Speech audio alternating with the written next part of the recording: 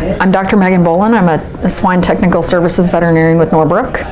Really what I wanted to talk about today was mycoplasma elimination. And mycoplasma is one of those diseases that's been endemic in the U.S. herd. It's actually a global problem, but in the U.S. it's an endemic problem for us. And the industry has really been nickeled and dimed by mycoplasma. It's one of those diseases that can kind of set the pig up for future diseases like PRRS and influenza and other concurrent infections. So, you know, we've got the tools, we've got the strategies, we've got the expertise to eliminate this pathogen, and we've actually got case examples of systems that have eliminated it at a system level. And so it's definitely a possibility to eliminate it.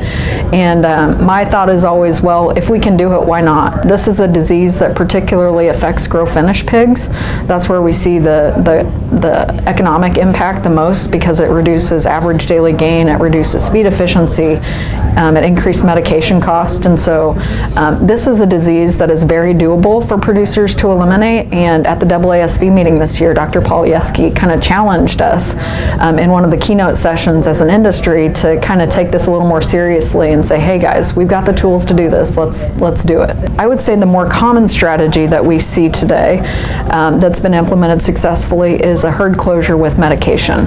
And that's one where we can see that case example with the mash-offs, that they have really they've really followed that to a T, and they've eliminated mycoplasma from their production system. So, you know, really what it comes down to is listing your goals out, considering what's the genetic potential of the herd. Is it a multiplier? Is it a commercial sow farm? What is the impact it's having on the downstream performance? Are there other concurrent diseases you would like to eliminate with it, whether it's PRRS or influenza or strep suis? And certain protocols are going to lend themselves better to different scenarios. So, you know, there's a strategy out there. We've got the diagnostic tools, which have tremendously improved over the past decade as well. And we've got the expertise to do it. And again, working with a veterinarian is your best tool in your toolbox. So we've got everything we need to do. We just need to get that leadership on board and that consensus on board to kind of take it to the next step. Some of the key components to a successful elimination with a herd closure medication protocol would be to, and this is what we've learned from the research data out there, would be to expose all animals on the farm no later than 80 days of age. And that goes back to the lengthy shedding period of mycoplasma as an organism. So all of your replacement gilts need to be entered on that farm and exposed with mycoplasma, whether that's intratracheal inoculation or whether that's a aerosolization with a fogging technique. Those are two of the more common exposure techniques that are out there.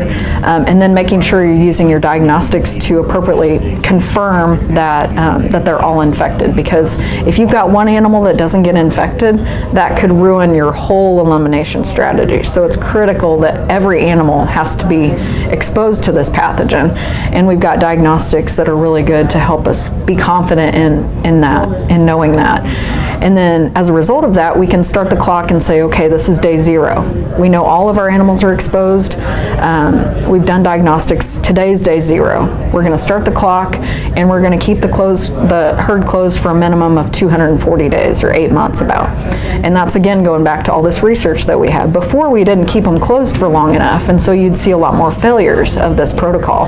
But now we know, they've got to close for at least 240 days. And it could be longer if you're trying to eliminate PRRS or other organisms as well. But establishing that day 0, confirming all the animals are exposed, starting that clock, and then keeping it closed for 240 days.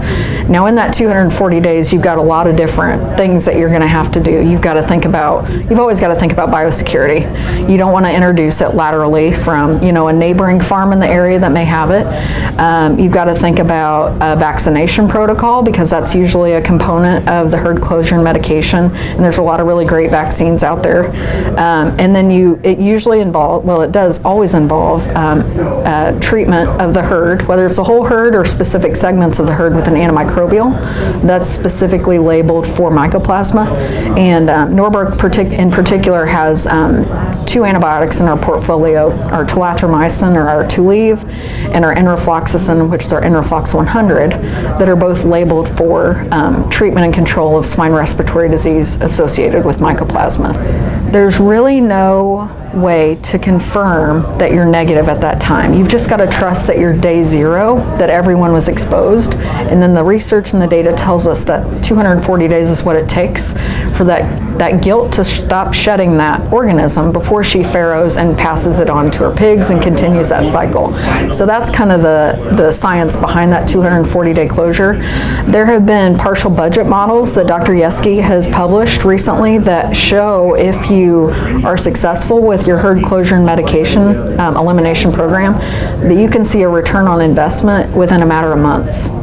So it's definitely worth the effort and the time and the money that you can start seeing that benefit payout in the wean to finish and in those market animals, because like I said, this is a nickel and dime kind of thing. It can cost, on average $5 a head in a market hog that you're losing to mycoplasma, and then if you have PRRS or flu with it, it can double that easily on the cost. So you really do see a return on your investment as long as you follow it to a T, and it's just kind of a recipe. You just kind of have to follow it, but you will get a return on your investment. It definitely is proven to do that. And really it comes down to having the right tools, having the right strategies, and having the right expertise. And I think we have all 3 of those now for mycoplasma. We just need the consensus and the leadership to kind of propel us forward. And I think that the U.S. Swine Health Improvement Plan, or SHIP, which I know you've probably heard of, it's more of a recent collaboration between local, state, and federal levels. But I think that would be the perfect platform for us to kind of take this to the next level as an industry and eliminate mycoplasma from the U.S. swine herd.